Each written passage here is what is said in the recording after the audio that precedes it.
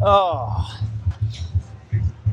we're back. Last pod from Adelaide. We are out of the Intercontinental Hotel. We're actually at the venue, and you don't get just me and my droning monologue and my pontificating. You get my boy Kyle Friend. Yeah. We did, I think when I counted, it was 52 total matches for each of us. We got the last 16 together. Yep. 8 quarters, 4 semis, 4 medal matches. Medals. Yep. And the World Champs is over. Your first World Champs in person, right? First World Champs in person, yeah. Let's go. I know. It was really fun. Yeah, it felt, there's an aura. I don't know. There's a little aura about it, I think. I kept saying how I felt like players were playing a little bit better. It felt like the volleyball was a little crisper than what we've seen sometimes this year. Yeah, it just really, I feel really spoiled. I just feel really spoiled to have been here. And you've already had a World Champs underneath your belt in Tlaxcala, and so I got some work to catch up there. But yeah, it's just so fun. Just so fun. We're glad to be here. And man, it's, anytime you go to an event this big, something special is bound to happen, just because it's the biggest stage.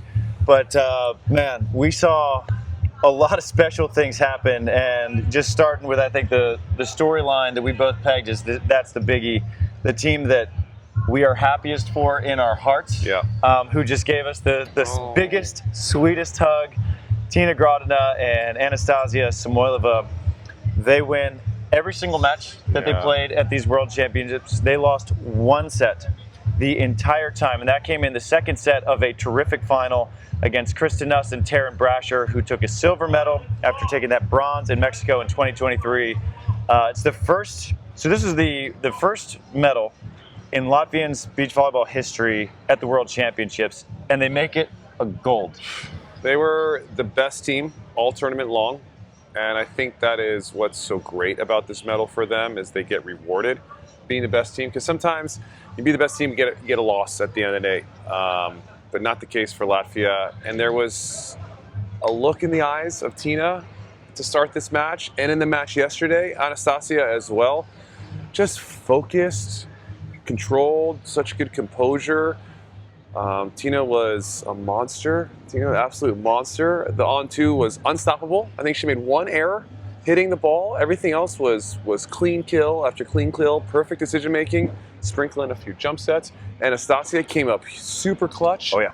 Time and time again, big swings. Brasher got her like once, maybe twice, maybe just once in the seam. Anastasija just kept peppering balls and going after it and digging when they needed to. Yeah, Kristen and Taryn, they cleaned up second set. We knew they were going to make some adjustments, but it was Tina and Anastasija, and it felt like that. Even though Kristen and Taryn came back in a second, it felt like Tina and Anastasija the whole way. And I'm just really, like you said, just really happy for them, and just monumental for Latvia in such a small country. They the longest tenured partnership that we have on the Beach Pro Tour. First medal ever for them. So rad. And it's so fun to see, because Tina, we mentioned on the broadcast, has so much pride for where she's from. And pretty much everyone does to a certain degree, but there is nobody who takes more pride in their hometown, their nationality. She is Latvia, and she was the 2024 flag bearer at the Paris Olympic Games. And we had those little fun facts on the graphics on the broadcast, and so I was asking her, hey, we need some more. The longer you go in the tournament, we got to keep refreshing these things. And she said that was her thing. She's like, I want to actually change my fun fact to I was the flag bearer. And I forgot it. And she pretty much is Miss Latvia, and I called her the MVT. And I think that she's made a pretty firm case. And I waited till, at the players' request, I waited till after the World Championships to send out polls for the player voted awards. And because they said, hey, this is our biggest event, we want to wait till after our playoffs.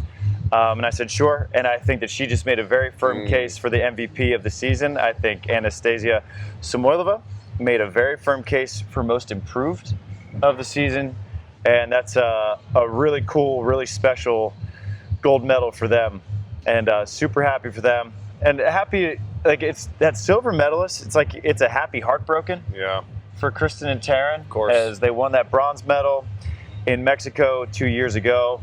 You win that silver, and then when you're the last final to go, they're spun right back around, and you have about 15 seconds to put a smile on your face as you're on the podium, man. Yeah, and Brasher gets an award for best attacker. Taryn, the most kills for her in the tournament. But it's tough, and they're going to look back. It's going to sting right now, but they're going to feel proud getting a second, getting a silver medal, adding to that bronze medal, like you said. And they got pushed. They gave up a big run against Carol and Rebecca. They fought back. They held on to get the win. They just weren't as crisp. The ball control, they needed to be, Frito said it, or Frito Translito, he said they needed to be almost perfect. That's how good Tina and Anastasija were playing. And the ball control tidied up in the second, but in the third, there was a couple opportunities. Excellent pull digging from Tina, a couple of big digs from Anastasija. Yeah, and just Brasher was doing a lot, optioning, hammering, killing everything she touched, but there were some balls that Kristen just couldn't find the sand on. And then I think the defensive plan for Latvia was really good. Just being able to pull Tina sometimes just 3 meters off the net, saying, challenge me high, go over me, and she was controlling the ball really well. But yeah, for Kristen and Taryn, another amazing tournament. Their goal of the year was to get 3 gold medals. They get 3 gold medals. They added a silver medal from the World Championships, a little cherry on top. Yeah, it's not as sweet as a gold, but gosh darn, it's pretty good. It is pretty good. So they get their hand-painted emu call as well. And 84% winning percentage on the year for Kristen and Taryn. That doesn't include their record in the United States where they didn't lose a single match. And so unbelievable season for those two. And my second favorite storyline is Carol Salgado. She has been playing in World Championships since she debuted in 2007 in Stade. This is her 9th. She is 38 years old, and we were just talking about it. The podium, what a really poetic picture. Elmer Anderson, 19 years old on one end. Carol Salgado, 38 years old, double his age on the other. The full spectrum of the age range. Nobody has played more events than Carol, and what's wild is that she makes her Olympic debut at 37 years old a year ago in Paris. She gets her first World Championship medal at 38 in her 230th event with Rebecca Cavalcanti. They have to take out the world #1 in Thamela and Victoria to do it. It just, beach volleyball, it feels like the universe is like, let me make this right. Yeah, it's like, hey, let's reward this lovely human being for all the hard work, everything she's given to this sport. Yeah, if Tina wasn't as good as she was in this tournament, I think Carol is the MVP in the bronze, winning bronze. I don't know if we've ever had something like that, but I think she was right up there. She got 3 awards to wrap up the evening. 3 as a bronze medalist. She got best blocker, she got best server, and she got best. She was blocker, server, and scorer. Overall scoring. Overall scoring. And she wasn't even the target of the service pressure for almost the last 3 matches. I don't think she definitely didn't get more serves. And so it was all the service pressure on Rebecca, who performed when she needed to. At times it looked tough, a couple errors creeping in for Rebecca, but Carol just instilled her will, found a way to impact the game. And that is a really, I think, overlooked skill as we talk about a lot of players getting served out. There's always, teams have a strategy. Go after one player, go after this player, whatever it is coming into the match. A lot of times it's not serving Carol. And it can be difficult for players to impact the game the way they need to because they're not touching the ball as much.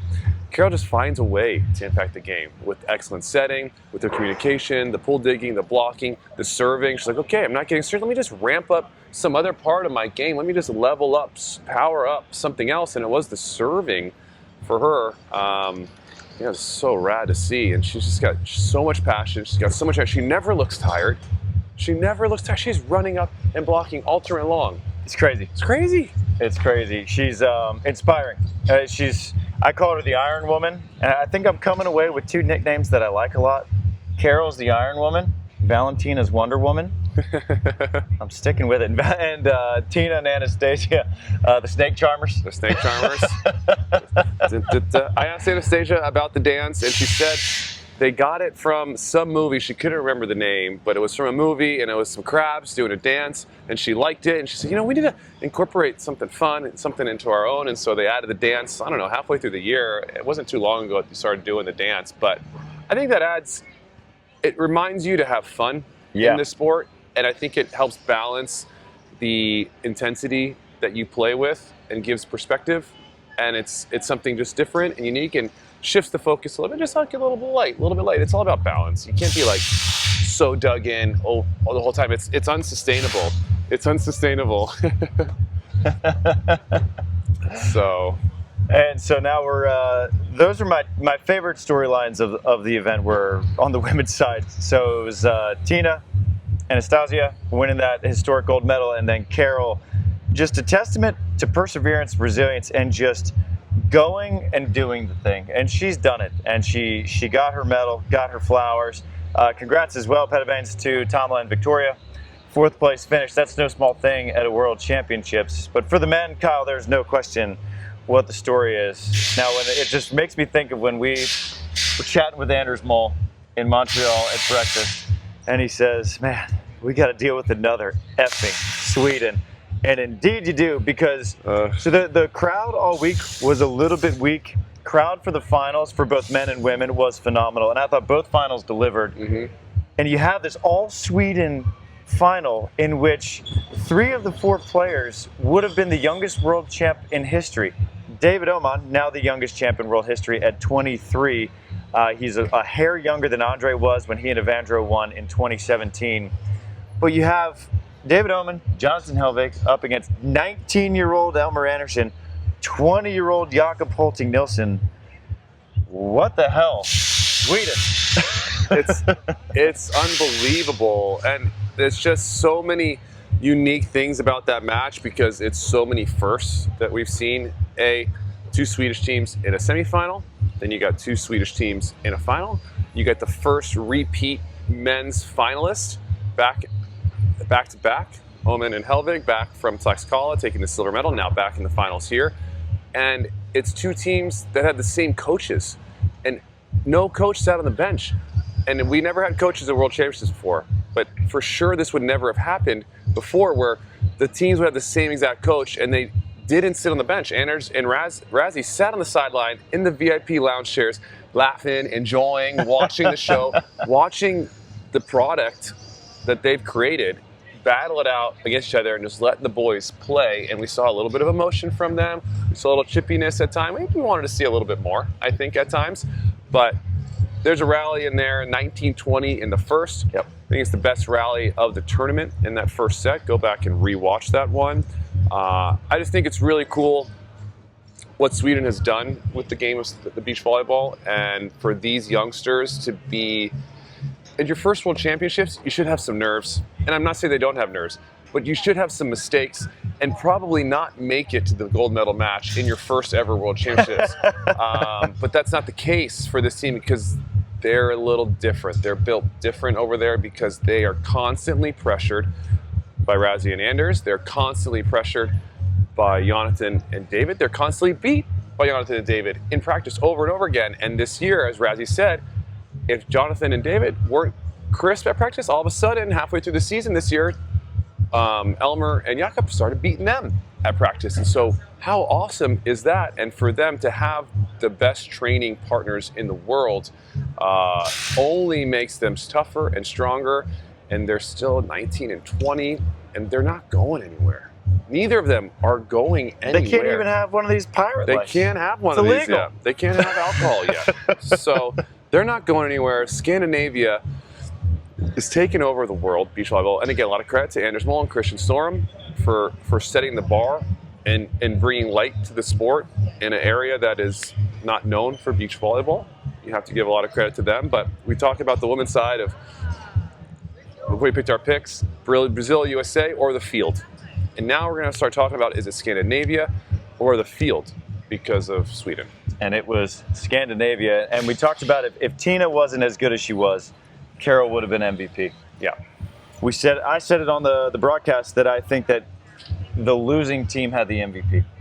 I think Jakob Holting Nilsson was the best player on the court. He was undoubtedly the best player in that first set. He put together, I think, the best set of volleyball I've seen this year. Yeah. If I remember right, he cited out 100%. Yeah, we have to check it. Because he didn't get served a bunch, but when he did touch it, we'll count that as a side out, when he options, of course. Mm-hmm. but against the best defensive team in the world, he's doing that. And of course, he knows that team, but it didn't really matter because the pace he was putting on the balls and the decision making and the placement that he was putting these balls is unbelievable. It was unbelievable. He was ridiculous. And your final was 24 years old, 23 years old, 20, and 19. Sweden ain't going anywhere. And even you talk about Scandinavia versus the field, neither is Norway, because Henrik Moll and Mathias Berntsen played the best beach volleyball of their careers. We know who Anders Moll and Kristen are. And then you got the rest of the Beach Moll Tour. You got Adrian and Marcus. And so Scandinavia is going to be a problem, none bigger than Sweden. So history made in the finals. First, of course, all Sweden final. First country-on-country battle we have seen since 2011 in Rome, and it was Brazil on Brazil. But then in bronze, also, heart goes out to my guy Arnaud Gauthier-Ra and Teo Rotar.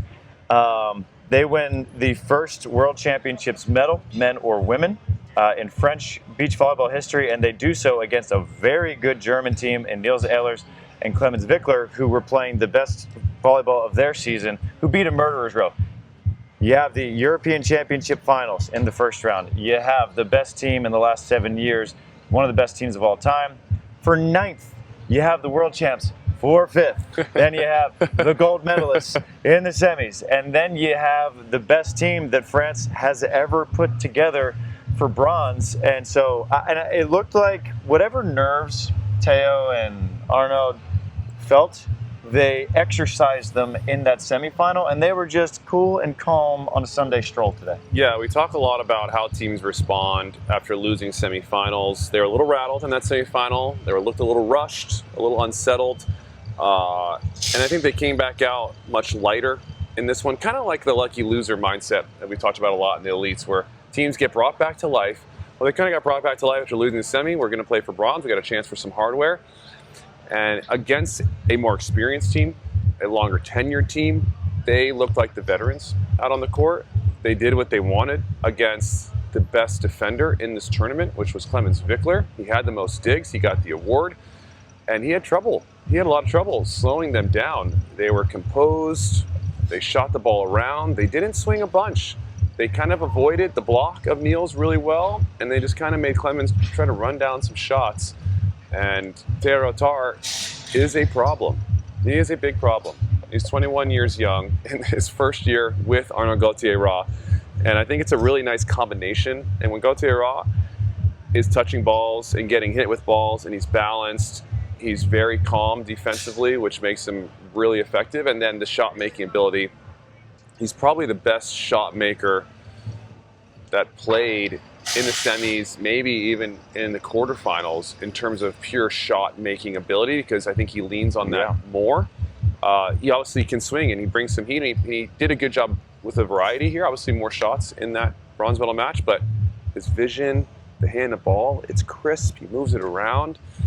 I'm really happy for them, and they're a really fun team to watch. Fun team to watch, and we're entering, I called it the unicorn era on the broadcast a lot, and you're three medalists, three unicorns. Yeah. Jonathan Helvig, 6'3", plays 6'7", 6'8".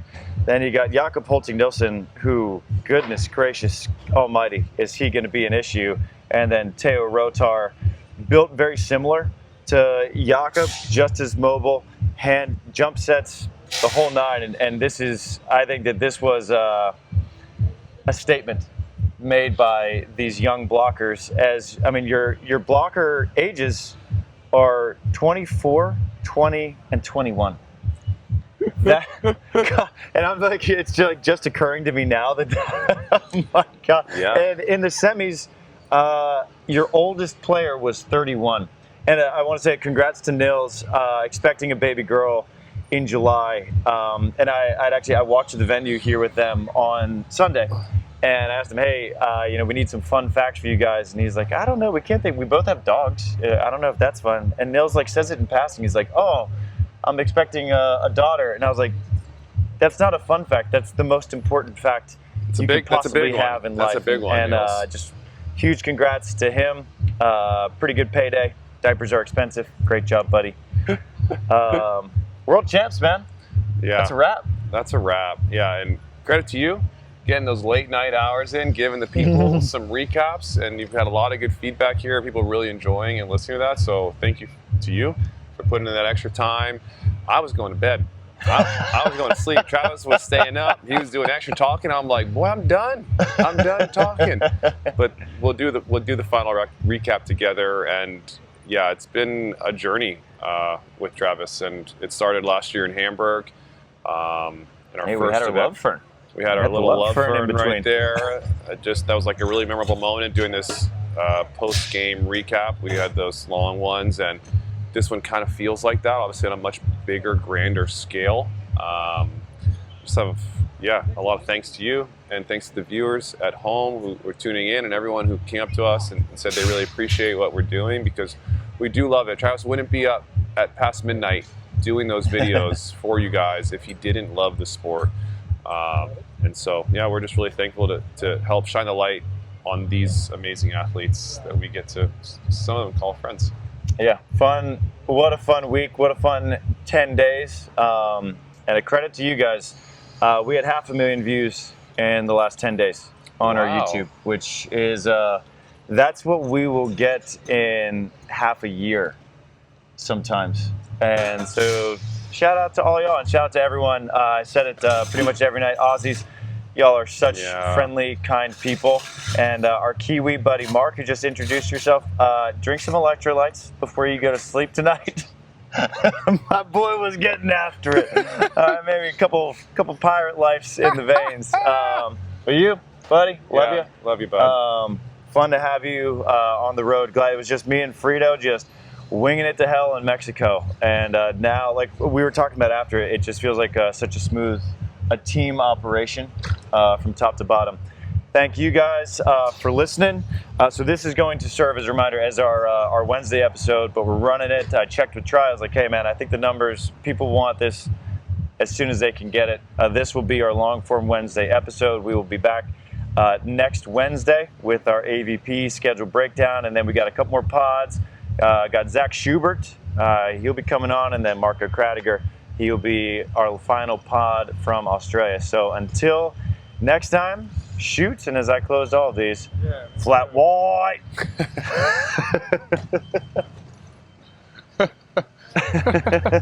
I didn't know you